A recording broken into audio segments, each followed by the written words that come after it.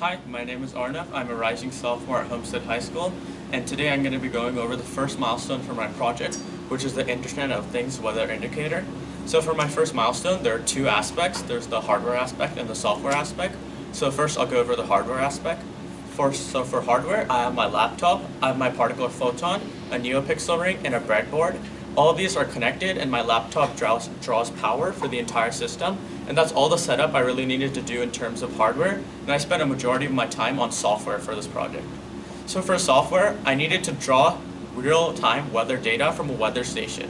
Initially, I used IFTTT, but I struggle with this heavily because IFTTT only sends data when the weather changes.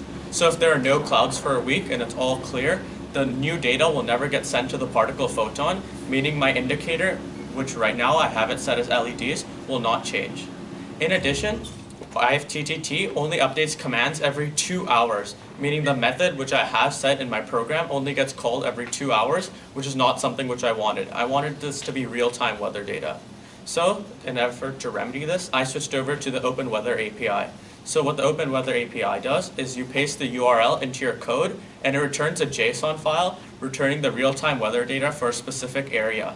However, on Mac and on Arduino, you cannot simply paste the URL. You have to use a library called HTTP client on Arduino, and I spent a lot of time using this and trying to figure out how to draw data from the server. Today I got it to work, and the next thing I had to do was parse through it.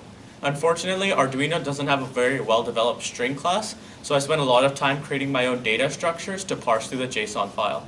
Now it all works, and my second milestone will be adding customizations.